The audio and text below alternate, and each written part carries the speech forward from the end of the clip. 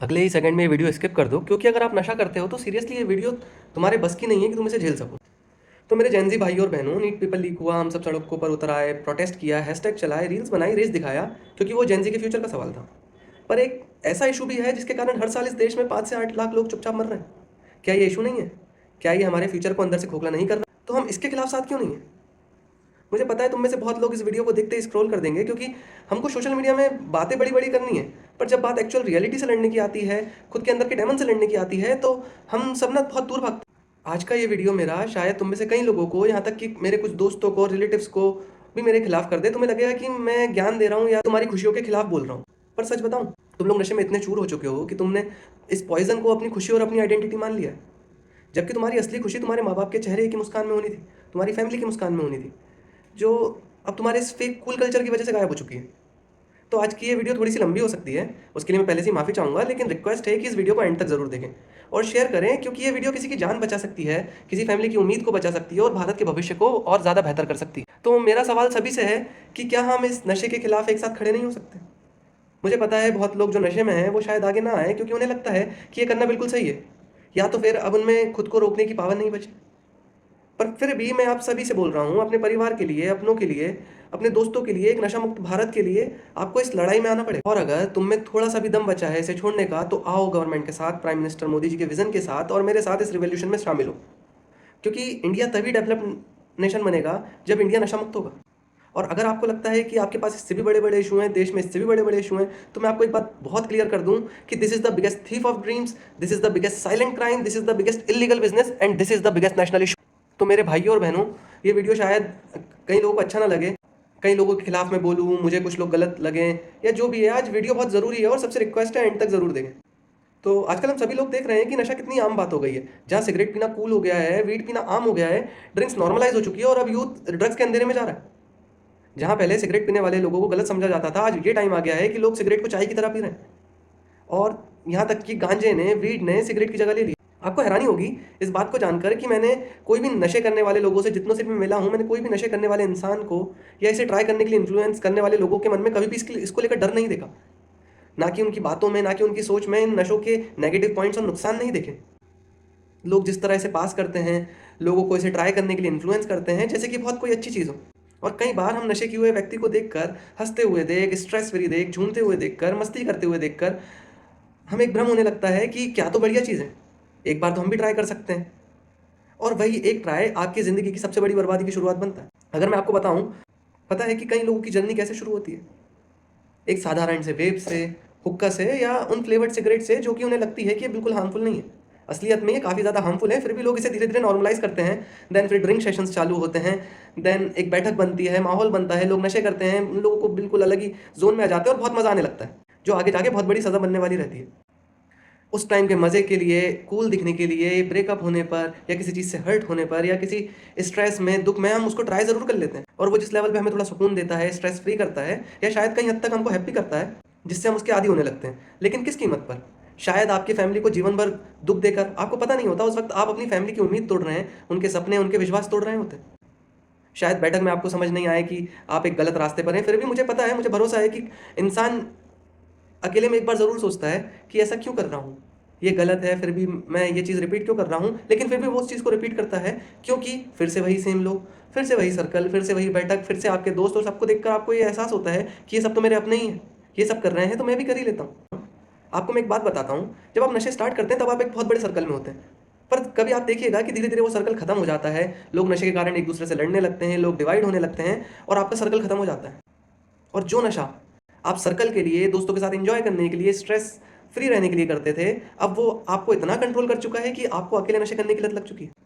ये नशा आप पर इतना हावी हो चुका होता है कि धीरे धीरे आप अपना फ्यूचर भूल जाते हैं, अपने पेरेंट्स की उम्मीद भूल जाते हैं, उनके सपने भूल जाते हैं, यहाँ तक कि खुद पर ध्यान भी नहीं दे पाते। फिर आपको ऐसा एहसास होता है कि अब इसके बाद कोई यूटर्न नहीं है। आप उस नशे को एक्सेप्ट कर लेते हैं और आप अपनी आइडेंटिटी को नशे से रिप्लेस कर देते हैं, और फिर आप धीरे धीरे सो कॉल्ड नशेड़ी बन जाते हैं। और नशेड़ी से मुझे याद आया कि आज के टाइम की आपको खास बात पता है कि आज हम उस लेवल पर आ चुके हैं जहाँ नशा करना कूल है, और कई लोगों के लिए मर्दानगी की पहचान है। जहाँ पहले नशे करने वाले को नशेड़ी कहा जाता था, आज वही नशेड़ी सिग्मा मेल हो गया है, एस्थेटिक हो गया है, कूल हो गया है।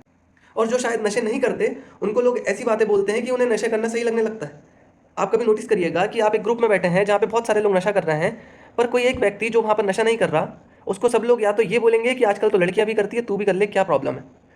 या तो दूसरे दोस्त या उसके कोई फ्रेंड उसको ताना मारेंगे कि अरे भाई रहने दे, उसको फोर्स मत कर, वो तो मीठा है, वो कुछ भी नहीं करता। तो जो इंसान नशा नहीं करता उसको कोई मीठा बोल देना या कुछ भी ऐसा बोल देना जिससे उसका ईगो हर्ट हो जाता है। और कई बार इसी ईगो हर्ट होने के कारण वो लोग भी इस तरह से नशे से प्रभावित हो जाते हैं, क्योंकि पता नहीं क्यों उसी बैठक में जो ज़्यादा पिएगा उसको क्या लगता है कि अगर वो सबसे ज़्यादा पिएगा तो उससे सब सुपरमैन समझेंगे। और कई बार इसी ज़्यादा पीने के चक्कर में, इसी रेस में ज़्यादा पीना चाहते हैं और अपने शरीर को नुकसान पहुंचाते हैं। कुछ लोग कूलनेस में जॉइंट और दारू साथ में पीते हैं, यहाँ तक कि खुद को सबसे बड़ा दिखाने के लिए कई बार ऐसे लीथल कॉम्बिनेशंस बनाते हैं जो कि वो खुद भी हैंडल नहीं कर पाते, जैसे कि वीड और दारू प्लस ड्रग्स। उन्हें पता भी नहीं होता कि इसका असर उनके ब्रेन पर कितना हो रहा है, उनके हार्ट पर कितना हो रहा है, उनकी बॉडी पर कितना हो रहा है, और उनको इन किसी भी बातों का ध्यान नहीं रहता। वो भूल जाते हैं कि किस तरह ये नशा उन्हें निचोड़ रहा है, उनकी फैमिली ख़त्म कर सकता है। क्योंकि ये नशा सिर्फ आप नहीं करते, ये नशे की नेगेटिविटी और इसका असर आपकी पूरी फैमिली देखती है। और आपके कारण जो फैमिली ने कभी दुख नहीं देखा होता, वो आपके इस हाल को देखकर अपने लाइफ का सबसे वर्स्ट फेस नोटिस करती है। शायद इतने बुरे दिन जो उन्होंने कभी सोचा भी नहीं हो कि आएंगे, वो सिर्फ आपके कारण आते हैं। और फिर भी हम हमारी फैमिली के उन आंसुओं को नहीं देख पाते, क्योंकि हम नशे से रिप्लेस हो चुके हैं और हम सब कूल से फूल बन जाते हैं, फिर फूल से स्टूल बन जाते हैं। हमें लगने लगता है कि नशे में ही अब ज़िंदगी है। और कई बार लोग बोलते हैं कि एक ही तो ज़िंदगी है, सब ट्राई करना चाहिए, ऐसा वैसा। अरे भाई, एक ज़िंदगी है तो इसे अच्छे से जियो, अपने माँ बाप, अपनी बीवी, अपनी फैमिली के लिए जियो, अपनों के लिए जियो, अपने देश के लिए जियो। नशे में जीने से कोई फ़ायदा है क्या? कई लोगों को ऐसा गलत समझाया जाता है, गलत उन्हें लगता है कि नशा स्ट्रेस खत्म करता है, वो लोग नशे में ही खुश हो जाते हैं, नशा उन्हें बहुत क्रिएटिव बनाता है, या जो भी इस तरह की बातें करते हैं जिन्होंने नशे को कूल बना दिया है। उन्हें ये साइंस नहीं पता होता, जो कि ना वो आज तक किसी बैठक में सीख पाए हैं, ना कि उनके वो पार्टी के कूल दोस्त उन्हें बता पाए। तो आओ ज़रा इन्हें देखते हैं। तो तुम्हें लगता है ना कि एक सुट्टा या एक पान मसाला लेने से स्ट्रेस कम होता है? तो ये बिल्कुल गलत बात है। जब हम निकोटिन इनहेल करते हैं, निकोटिन इनहेल करने के सिर्फ 7 सेकंड में ये तुम्हारे ब्रेन के निकोटिनिक रिसेप्टर से बाइंड हो जाता है। तुम्हें लगता है रिलैक्स हुए, पर सच ये है कि निकोटिन ने तुम्हारे ब्रेन में एक आर्टिफिशियल एंजाइटी क्रिएट की थी, जिसे शांत करने के लिए अब शायद तुम्हें दूसरा सुट्टा भी जलाना पड़ जाए या दूसरी बार पान मसाला का सेवन करना पड़ जाए। और ऐसे ही करके तुम अपना दिमाग रेंट पे दे देते हो। फिर बात आती है वीड की, हैश की, कि भाई वीड तो नेचुरल है, हर्ब है, जड़ी बूटी है। ये सबसे बड़ा झूठ है। वीड में होता है THC। ये तुम्हारे ब्रेन के CB1 रिसेप्टर्स को फ्लड कर देता है। जो तुम्हें भूख लगती है उसे मंचीज बोलकर एस्थेटिक का नाम मत दो और उसे एस्थेटिक मत बनाओ। THC तुम्हारे हाइपोथैलेमस को डिसीव करता है कि तुम भूखे मर रहे हो, और लॉन्ग टर्म यूज़ करने से तुम्हारे मेमोरी सेंटर को परमानेंटली श्रिंक कर देता है, जिससे तुम्हारा decision making, memory control, emotional control सब खत्म। फिर बात आती है सबसे नॉर्मलाइज चीज़, अल्कोहल की। ड्रिंक्स नॉर्मलाइज हो गई हैं। अल्कोहल, जो कि तुम्हें पता भी नहीं है, तुम्हारे ब्रेन के गाबा रिसेप्टर्स को फोर्स एक्टिवेट करता है और ग्लूटामेट को ब्लॉक कर देता है। Result direct prefrontal cortex shutdown. वो हिस्सा जो तुम्हें इंसान बनाता है, डिसीजन लेने की ताकत देता है। इसलिए पीने के बाद लोग सड़क पर गिरते हैं, लड़ाइयाँ करते हैं और अपनी डिग्निटी खोते हैं। अब आओ असली मौत के सौदागरों की बात है, जैसे कि हार्ड ड्रग्स, जो कि आजकल यूथ में काफ़ी ज़्यादा पॉपुलर हो रहे हैं, जैसे कि कोकेन एंड मैथ। ये तुम्हारे ब्रेन में डोपामिन का फ्लड लाते हैं, नॉर्मल लेवल से 1000 ज़्यादा %। दुनिया की कोई खुशी, कोई सक्सेस, कोई फैमिली मोमेंट तुम्हें डोपामिन नहीं दे सकता। तुम मैथ और कोकेन के गुलाम हो जाते हो। इसी तरह MDMA, एक्सटेसी, ये भी तुम्हारे सेरोटोनिन, हैप्पीनेस केमिकल को एक ही रात में निचोड़ के बाहर निकाल देता है। अगले 4 दिन जो सुसाइड ट्यूसडे का डिप्रेशन आता है, उससे तुम्हारे दिमाग सुसाइडल थॉट्स पैदा करता है। लेकिन इसके बाद भी कई लोग इसे पार्टी में बहुत यूज़ करते हैं।